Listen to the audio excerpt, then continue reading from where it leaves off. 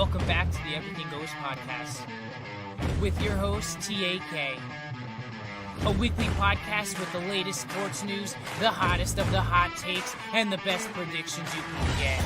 Now, Chris, Ace, take it away. What's up, guys? This is the Everything Goes Podcast with your host, TAK, coming to you live on Instagram, YouTube, and Facebook on this pre-Friday episode. How you guys doing, man? It's almost Friday. It's gonna be the weekend. I'm gonna be golfing this weekend. It's beautiful weather down here in Florida right now. No snow, no rain. I think Florida's the only place that's above freezing right now.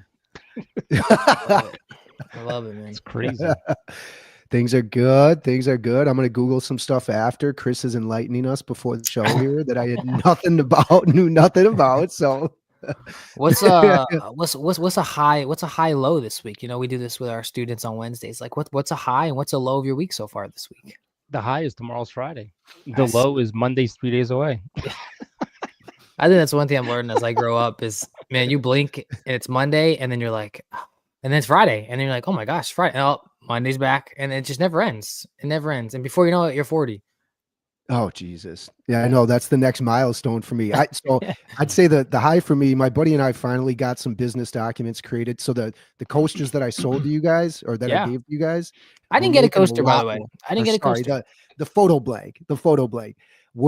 We got a whole bunch more in stock and he's made like over 200 some coasters this week. So I was able to check out some of that, but I printed some really cool photos that my dad made, gave it to him this week as well. So, but yeah, the low is definitely going to be coming up this week, like just going back to work Monday after the guys. Why we think about Monday, right? We got Friday and Saturday and Sunday. But you know what I like? I like that we're going to spring ahead soon and the time change. And it's already we're getting like 11 hours of sunlight out here now. So it's getting dark later, like at 6 o'clock now. I hate this gloom of the freaking fall. I really do, man. Fall winter. That's why I got out of there. Yeah, but you know what? It actually has been a really, really good winter. February's been pretty snowy, but I love it. We need it. Like the mountains got like 40 inches of snow the last couple of days. It's great. We needed it. So what I'm hearing from Ace is that we got some Everything Goes merch coming on. I like seeing hats. Like I was at Target the other day in their little sports section where their golf stuff is. They have some really nice. They have that brand of hats where it's like the rooster or the duck or the pig, like it's the random animals. And I was like, man, a podcast logo on that kind of hat would be so nice. But it would cost me like an arm and a leg. Yeah, I can certainly start with shirts and some of the photo blanks to go with. But yeah, dude, I looked at a price of a hat today. We were downtown walking around because Mom and I were off and. $30 for a hat. I was like, damn, I remember it's been my whole life. But I remember getting fitted hats for like 22, and I was like, damn, 22 seemed like a lot. I was like, I remember it always being 25 to 32 because I remember like when I would look at the snapbacks back then that were very popular. Like, it was always like if you did a flat hat that you could bend, that was always like close to $30. Yeah, I'm a big hat guy. Like that, even the one that you're wearing now, Ty, probably was 30. I would bet. Yeah. I don't know, is it Christmas gift, but like, I like the whole like truck mesh in the back. You know, my hats to me are like a brawl to women. I need to wear a hat every day. You'll never see me. I feel more confident with a hat on, even though I have hair. Like I'm not balding or anything. Like I have hair and I can make it look nice. But like when I put a hat on, never have a bad hair day. I feel comfortable with a hat on. Because like here's my thing, right? Like on Sunday. I do my hair for church. I'm getting ready. I walk out the door. It's windy. My hair is blowing all over. I'm like, I don't like this, man. Give me a hat. Give me a nice hat. Give me a nice. Are you growing it out, Ty? I don't know. I think I'm gonna grow it out one more time before I start having a baby and looking like a dad. I one time grew it down about like here. Like I always did the baseball flow, but you gotta. I don't know, man. That picture after. I'm just kind of living day to day right now. Living day to day. We'll dab our little toe in there, you know, because I know not everyone is a NASCAR fan, but the NASCAR Super Bowl just happened. It was the Daytona 500.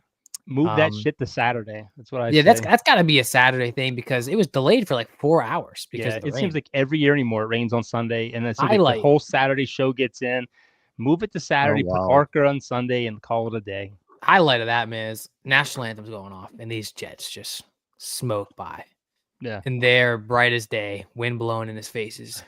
Mr. Donald Trump doing the salute, and the crowd just goes, a bunch of rednecks go crazy. And I'm like, hell yeah, man. And dude, the coolest thing though, like no matter what president it would be, right? He goes in the car, and you imagine like you're doing your warm-up lap, and you just hear on the radio, I'm really proud of you guys, and let's make America great again. Like you met, like he's talking to them. I'd be like, yo, boogity, boogity, boogity, let's go. Like, go win this race. I don't care who I got to spin out.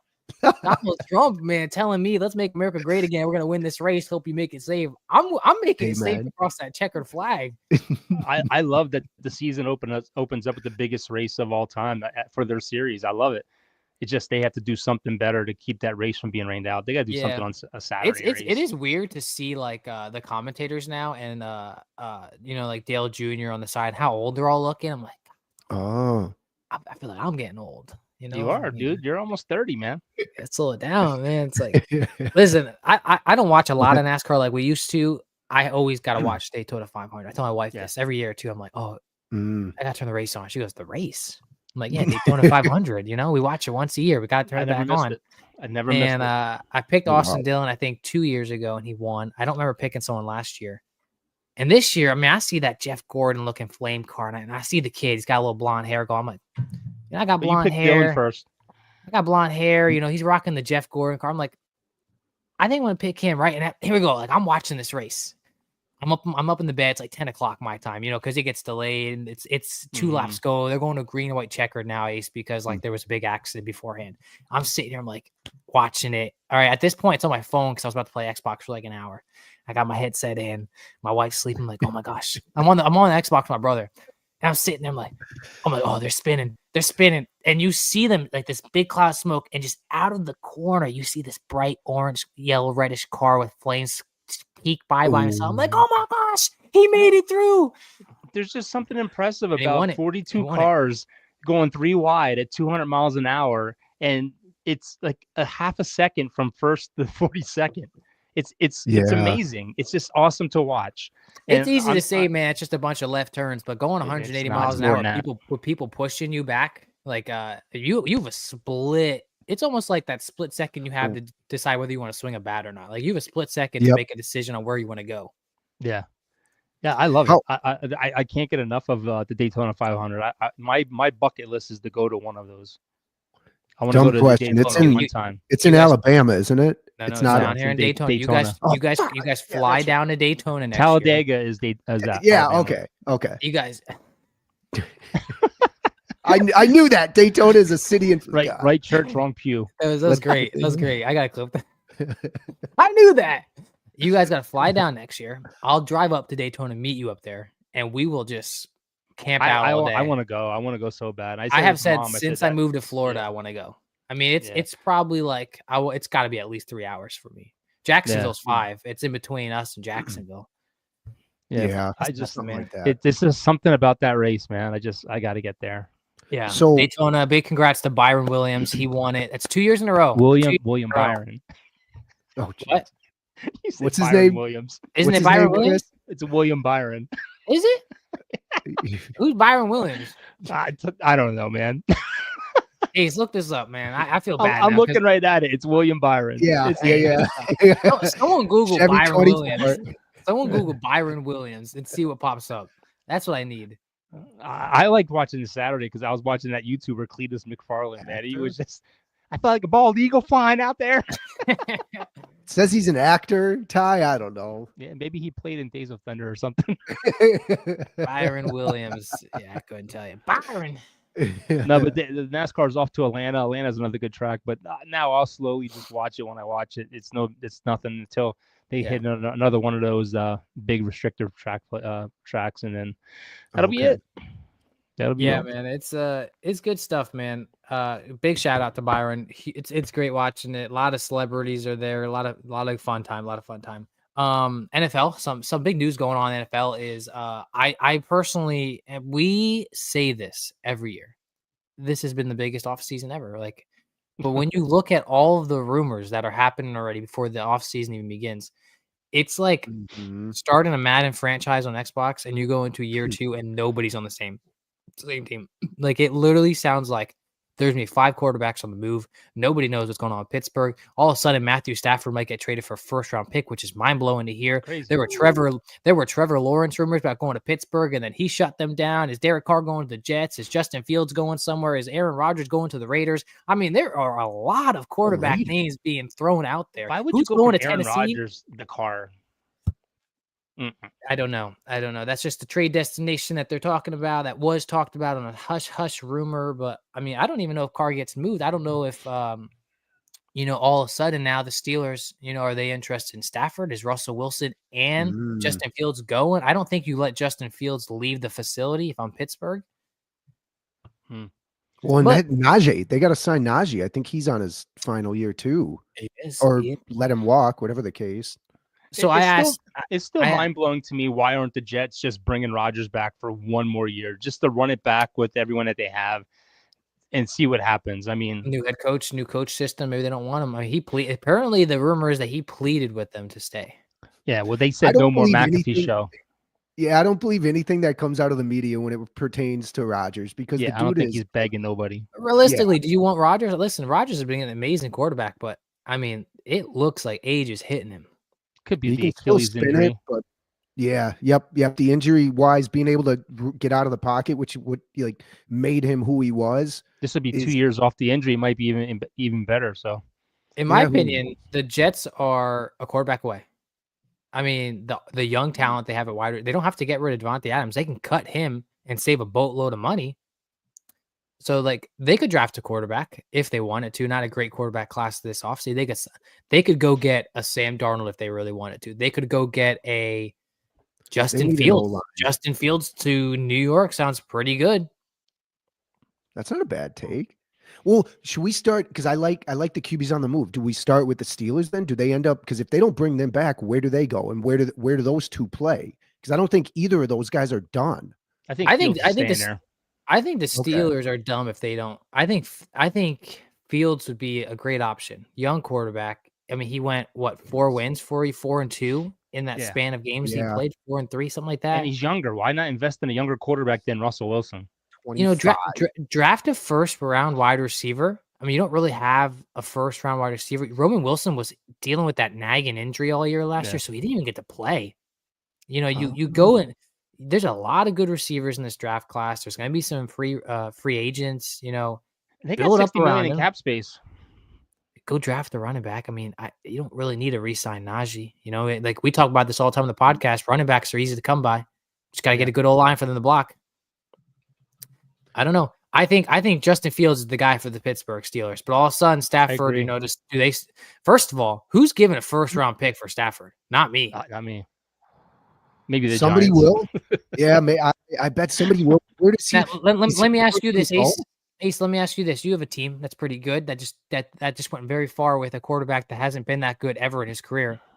Would you take a Matthew Stafford for a first round pick if that guaranteed you a championship game, maybe even a Super Bowl? How can you guarantee that? If the Vikings had more, I'm hypothetically speaking. If you were everything's on the board, you could possibly go to the Super Bowl with Matthew Stafford. I'd rather bring Darnold back. I don't think the Vikings even have a first-round pick this year, and I don't think the Rams would be willing to accept one after 2 years from now. So I don't think we could necessarily do that. But to get a draft pick here, or to give up a draft pick for Stafford for a couple more years, thing is, I would want him to guarantee he's at least here a couple years. Whether that means JJ, he's 37. I don't know. If I'm Minnesota, I'd say you have to give me a draft pick to take Matthew Stafford. I mean, the guy, I think he's 36. He's your age, isn't he? You might as well just bring Darnold back. 37, yeah. What's the highest realistic pick you would give for Matthew Stafford? I'm thinking 3rd round 5th? At the highest.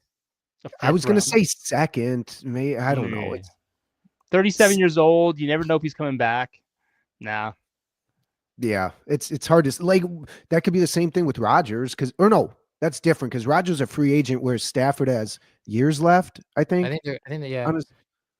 So, yeah, I asked ChatGPT what starting quarterbacks are going to be on what teams this year, and for the Pittsburgh Steelers, it says Russell Wilson is expected to start, with Justin Fields potentially seeking a starting role elsewhere. If they can sign them both for cheap, I mean, I'd keep both of them. But yeah, let's face it. If you have to somewhere. But if you have to pay one of them more than the other, I'd keep Fields because he's only 25 years old. I don't want to keep going from one old quarterback to another, to another, to another. You got to get dialed in with one of them sooner or later. I saw a crazy stat where it said Jaden Daniels has played one season. He's 24 years old. Jalen Hurts is 25 and he's played 5 seasons, something like that. Something very close to that. It's like wild. Wow. Pittsburgh's problem is they don't need a quarterback. They need more receivers. They need more weapons there. Even like the Jets, I feel like offensive line might be a concern, but otherwise, they're pretty much a quarterback. You can find a quarterback. You can draft the line, maybe sign some free agents. I realistically could see a Carr or Stafford going to the Jets, right? A team that has wide receivers, a team that has a tight end, has a running back, and they're like, listen, we probably won't get our quarterback of the future in this draft. We have a decent enough, if not a good enough team, that if we can get a good quarterback in here or a somewhat good quarterback in here. What about Titans? What do you do if you're the Titans? Do you draft? You name me. No, I think you trade that pick. I think you stay with Mayonnaise boy. Will Levis? I mean, you just drafted Levis, 2 years ago? I mean, you have to stick with somebody eventually. You just can't say, okay, it's his second year. By year 3, you usually know what you have. But you can't just say, okay, our team's bad because of Will Levis. No, they have no receivers. They have an offensive line that's horrible. Tony Pollard's their lead running back, who weighs like what, maybe, I don't know. Yeah, you either take the best talent available, or you absolutely know that Cam Ward is your guy. Yeah. Oh, yep, love that. Like you're either in love with Ward, where you're like, we're willing to invest a couple years and see what he's got, or you're like, we don't have a lot of talent on this team, so go take the best talent available. Dude, I'm on the phone. I'm on the phone right now saying, who wants this number 1 pick and what are you giving for me? Yeah. Because if you don't need a quarterback, back up out of there. Why overpay somebody at pick 1? This isn't a good and some of these quarterbacks will probably be there for round 2 if you're like, I kind of want to experiment with one of them, like a Milroe. Maybe Milroe is there in the second round. Even me, like I keep saying the Cowboys need a running back, but honestly, I don't want a running back in the first round. I don't want to pay him first round money. I don't want to be locked into that 5th-year option with him. I want to get either the best receiver available, or best offensive lineman available, or the best defensive lineman available. Yeah, they're saying with Kellen Moore and how he did so well with Saquon, they're like Genty to the New Orleans Saints at number 9. But I asked ChatGPT who the Cleveland Browns quarterback would be, and it says Kirk Cousins is anticipated to start, with Deshaun Watson potentially move into a backup role. Really? I love that. I don't know why Kirk Cousins wants to go there. That's a shit show freaking organization. I mean, I think you want to play. You want to go anywhere that wants you to start. Las Vegas Raiders. Aaron Rodgers is speculated to join the team, potentially starting for the Las Vegas Raiders. That's a chat. Does Devontae Adams go back with him? I think that'd be so dumb if he does. Is that like Step Brothers where they show up together for the interview, or one sits behind the other? It says we're a package deal. I like this one. This one right here says, the New Orleans Saints team is focusing on developing a new quarterback with options including Spencer Rattler or a potential draft pick. I think Rattler's your man. Rattler didn't have any weapons there. Everyone was hurt. Yeah. So listen, we've been talking about this in a while. I saw what's his name? Is his name Rich Eisenhower or whatever, the bald guy? Rich Eisen. He had a coach, he had this insider on. He said, listen, I'll tell you this about Spencer Rattler, because they were talking about Derek Carr being a potential salary cap casualty. And he's like, I went down to that Packers game, that Monday night game, and I asked the one coach, how's Spencer doing? He goes, doing fine. He's meeting these receivers for the first time of the year, though, because they were down to practice squad receivers. And it's like, and then he goes on to talk about there are a lot of teams in the NFL that think Spencer Rattler could be a future starter in this team, whether that's with the New Orleans Saints or with a different organization. And I was like, and I said, watch, he's going to be a guy that the Saints don't play, and he's going to get traded to a team and become a good player. The thing I don't like about football anymore is, you know what? When I was your guys' age, they drafted quarterbacks and they sat on the bench for 3 years. They didn't start right away. But now they rush these quarterbacks to start. And let's face it, if you're drafting a quarterback early in the draft, your team sucks already. But everyone expects them to draft somebody and they turn into a Brock Purdy or they turn into a Jalen Hurts who wins right away. Those organizations were already set. You know what I mean? Those organizations had talent around them. They have good GMs. You can't say Will Levis is no good. right now. I mean, even the quarterback that the freaking Jets had that they drafted. How could you say he's no good when he was on a team that was no good? Yeah, they say Zach Wilson. I think the stat now is if your quarterback isn't drafted in the top 5 picks, that the percentage and like the statistics behind it say that he won't last long in the NFL. Yeah. It's crazy. Like if he's not a top 5 pick, like the Dak Prescotts and the Russell Wilsons are so rare now because like you said, the culture behind the quarterback is like if you don't win in your first year, it's like if you don't have a patient coach and a patient organization, it's a good chance you're not starting again next. But let's face it, with Dak Prescott, he was a 3rd-string quarterback. Both freaking Romo got hurt and your coach got hurt. Yeah. So, Dak fell into it. He had a good team around him. He won, 12 games or something like that his first year, set all those records as a rookie quarterback, but he had a solid team around him. Yeah. Was he 4th round? Yeah, 4th round pick too, I think. Might have even been later than that. It might have been 6th. I don't know. He was pretty late. So I have this list. I have this list here for quarterbacks. It's categorized in the big 4. You have the elite, the game managers, the undecided, the not good but serviceable, and the no. Where do you guys think your team's quarterback is on that list? There's nobody in the NFL that's elite other than Patrick Mahomes. Well, in this category, in this game that we're playing, there's elite, and then the big 4 is the best one. Like if there's 4 guys that are in the big 4. Okay, so Sam is serviceable. Is Sam Darnold serviceable then? Sam Darnold is actually such 2 above that. He's not undecided. He's a game manager apparently in this. Oh, okay. I think that's Dak, game manager. I mean, Dak's problem is year to year. 2 years ago, he sucked. The year before last, he was good. And then this year, he was a mess because of the whole CD Lamb thing. I don't know. It's year to year. Either way, the Cowboys suck. is in the elite category. There's 5 quarterbacks in that category. Oh, God, no way. I don't agree with that. This is just, I don't even know who created this. Elite quarterbacks to me are quarterbacks that can win no matter what they have on their team. Who would you say the big 4 are? That's the best of the best right now in the quarterback rooms. I would say Patrick Mahomes is definitely one of them. Mahomes. Yeah. That's 3. Those Allen, 3 are totally in it. Burrow. Yeah, but Burrow, Lamar, Josh Allen, and Patrick Mahomes. Those are the 4 best quarterbacks in the NFL right now, I would say. I agree 100% with that. The elite categories: Justin Herbert, Matthew Stafford, Jaden Daniels after 1 year, CJ Stroud, and Dak Prescott. Again, I don't think this is like a Bleacher Report or NFL created thing. This is just based off fans. Mm-hmm. Derek Carr is under the not good but serviceable. Oh, I think that's kind of a knock. He should be so is Russell Wilson. But he's never had a winning season anywhere other than the Raiders 1 year. He had a winning season with the Saints his first year, 9-8. He's 15. I think he's 15. 9-8. You're 1 game over 500. I think he's 15 and 14. South, that's good. I think he's 15. I think he's 15 and 14 with the Saints. What do you guys think about Trevor Lawrence?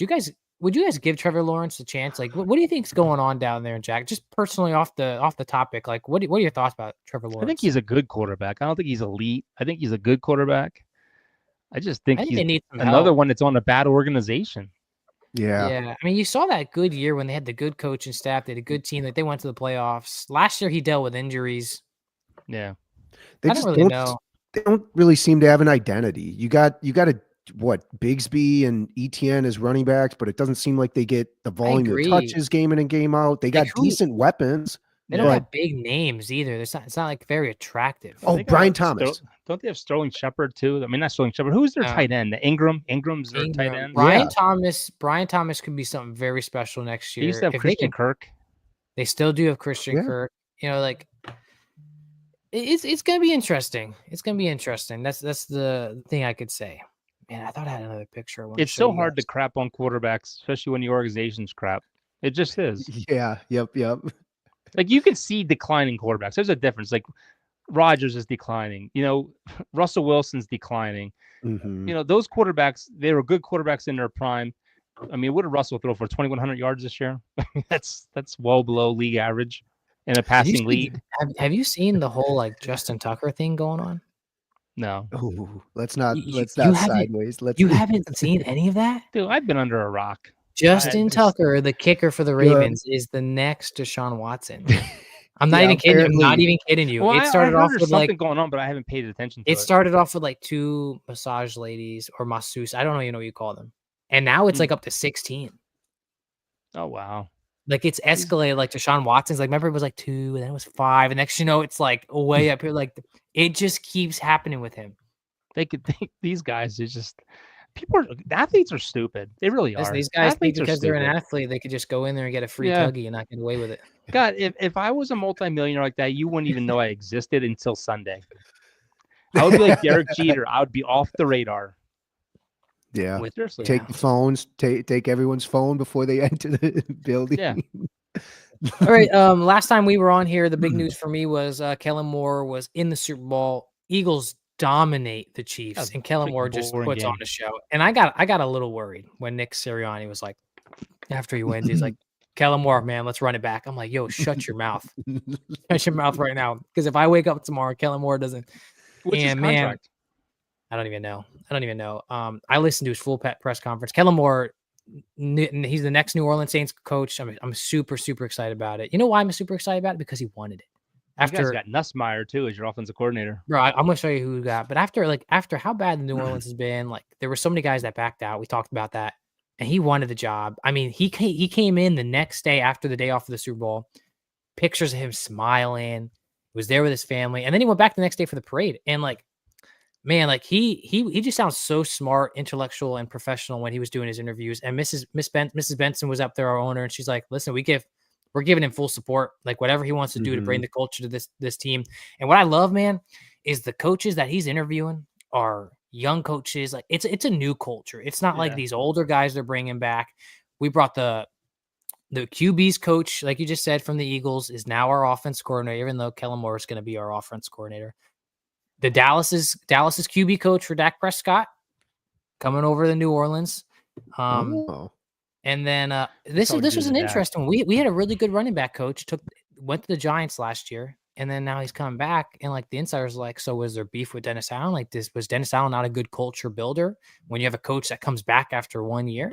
And the last one that I'll talk about that I'm really excited about is that we just took the Eagles director of sports medicine. Y'all know how many times I've sat on this podcast and said, I don't know who is in charge of our team. It took 8 games last year for who the heck was the guy that subbed in for us as interim head coach? Why can't I think of his name all of a sudden? Oh, God. He's in Denver now. Yeah, he's in Denver now. Guy. Oh Rizzy. It took 8. You tell me it took 8 to 9 weeks into a season for you to be like, hey, we're going to stretch before we practice. Yeah. Like what? Yes, man. They called it the activation program. Wow. But I love that because the Eagles had like one starter missing the Super Bowl. And I love that. So like, I'm happy that we're kind of bringing something new to the team. A lot of new coaches. Defense coordinators, the next big one that we're interviewing some really good people. And I really want the Chargers former head coach, I forget his first name, Ryan Bailey. Is it Bailey? Bailey something. Man, I can't. I had a tough time. Tough. Zach. God. Staley. Yeah. Okay. I can't. And was a good defense coordinator. Obviously, when some coaches step into the head coaching job, they have a hard time doing both. But they interviewed him, and then they interviewed the like DB's passing game coordinator for the Vikings or something. I forget what he was. No. Hands up. No, I'm kidding. But man, building a great culture. I'm excited to see what the offseason looks like. And obviously the big question mark that the first guy asked to Kellen Moore was like, so like, how are we feeling about Derek Carr? And Kellen Moore did an amazing job to not make it sound like he loved him or hated him. I'm excited to see him. I love how he said Derek Carr is a good NFL starter in this league. Never specifically says for the New Orleans Saints. But man, I like it. I think Kellen Moore has finally deserved this opportunity to be a head coach. He's young, he's bright, he's very intelligent with the game of football. His dad is a football coach. He's a former football player. Got drafted into the NFL, and I'm excited to see what he does for New Orleans, man. I haven't been this excited in a long time, and it's good young coaches, good also veteran coaches that he's bringing with him, and I'm fired up, man. I know the salary cap has gone up, so that gives us a little bit more of a cushion, maybe, but we'll see what happens, man. You know that I'm guy. Excited. I'm excited because the Cowboys brought in the offensive line coach from Boise State, and in the last, I think, 3 years, they averaged 278 yards rushing a game. That's what. You know who went to Boise State? Yeah, Kellen Moore. They wanted him as the head coach, and he said no. You know who might get drafted at number 9? The New Orleans Saints? Genty. Hold up. Yeah. Well, not only that, but that just seems like a dumb move for you just talked about it, Chris. You don't want to see them draft a running back in the first round. This No, like I don't. the guy that coached at Boise State. How many times have you seen a running back run for that much? Okay, that's in college. That's in college. But the thing a big boy. Listen, besides Alvin Kamara, who's getting old, who else do you have? Well, you got to build the trenches. That's what you got to build. Like you said it yourself. If you build the line, you can put anyone back there. That's true. And they said that he's probably going to have to rebuild the defense and offensive line. So take a defensive lineman in the first round. I'm good with that. But I'm ready. They got the Cowboys taking the freaking Ohio State's running back in like the 5th round. Bro, Spencer Rattler. Spencer Rattler's already practicing, man. He's like, I want this starting job. Well, Kellen Moore already called him. He's like, hey man, like this is your opportunity. Yeah. Yeah, he has to. Now I don't know what's real or fake. So that's I'm super excited about Kellen Moore. I really am. Dad, Zach Martin announces today on Twitter and Instagram that he is retiring after 11 seasons. 7 of those are Pro Bowls. Dallas's O-line, how are we looking next year? Are we big congratulations. All that tells me is we're drafting an offensive lineman in the first round again. What pick do you guys have? 12. 12. Yeah, so we're gonna go O-line in the first round, which I'm fine with, and I'll build that wall. And will you? I think there's more O-line in free agency this year, I think, than there is in the first round. I think second round, third round, probably O-line. Well, let's see. Okay, we have $2 million in cap space right now. They have to restructure Dak. If they restructure Dak, CD, sign Micah, and do something with Steele's contract, they'll have $79 million in cap space next year. So they have to do it. Wow. And if they wait and they drag their feet and they don't get this deal done with Micah Parsons, then this is going to be the Cowboys again, where we go all in supposedly and do nothing. So if they restructure those contracts and they get Micah signed, I'd say 6 years, 180 mil, 30 year. It's a good deal to me. It should be good. Jerry needs to grow some balls and be like, you know what? Sign Micah, get it done. We're going to restructure some of these contracts, kick the can down for a little bit and go get some help and let's go win a game. Let's go. The problem is right now is Dak Prescott is $89 million against the cap next year. If they restructure him, that's a lot of money. I know, $89 million against the cap, man. So if they restructure him, they'll take 56 off of that, and he'll be getting 37 extra, I think it was. Yeah, and then the year next after that, it'd be like 100 million into the cap. We'll be down there with the Saints. We'll be there with the Saints, negative 80. We'll be out of it. But they got a genius. You can say, they do. We don't. We have the Joneses. Maybe we get a GM in the draft. Maybe we could trade somebody for a GM. Like I would love to have Howie Roseman in Dallas. Howie Roseman is the best GM in the league. Absolutely. He's the best. And let's face it, they're probably the best team right now to repeat out of the NFC. Especially if they get Myles Garrett, even though the Browns keep telling people no. But first round picks talk. Yeah, absolutely. So we'll see what Dallas does, but it's just like it's every year. It's just a constant waiting game. But Zach Martin, Hall of Famer, hands down. Last thing we're going to talk about, because it's about to start, is the 4 nations that the NHL has started this year. Basically, an alternative to the All-Star game, and what that is for people that don't know what that is it's 4 NHL teams. You have, where's it at? You have Canada, Finland, Sweden, and the United States, where most hockey players are from. It is a round robin format, and we followed by 1 game final between the 2 top place teams, which in this case, it is the USA and it is Canada. And then where did it say? Hold on. I saw something that says this is basically the first year, and it replaces the NHL's annual All-Star game for 2025. And why this has been such a big hit is because the first game between US and Canada, you had the media going around saying like, Canada, like, what do you want to say to the US? They're like cursing them off and stuff. Oh yeah. And then obviously the tariffs that are going on between Canada and US. And then the national anthem plays for the US. In Canada, it's in Montreal or something like that, booing the heck out of it. Yeah, but Finland booed them too. And then the Tkachuk brothers go out there.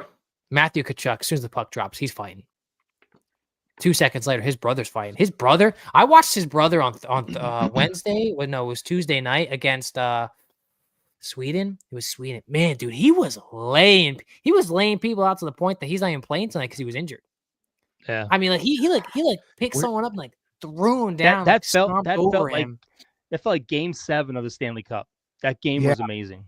Yeah, and I bet you it's even louder tonight. It's in Boston, and I will say Yep. this to all those NBA fans out there, to anyone else that likes sports. Like, you can even say NFL, NHL's All-Star Game, and I would even say MLB. They do it the best, but this is the best right here. Four nations, a little bit of a toe tipper of the the Olympics. This is They need amazing. 2 more teams. They gotta get Russia in there. And these guys, now that you put the country on their shirt, they don't care about getting injured. They're going to play hard. So Yeah. same with the Olympics. They banned Russia. They disallowed them to. But there's a lot of compete because Russian hockey war. players. Well, yeah, they were There's a going lot- to war. There's a lot of Russian hockey players in hockey right now.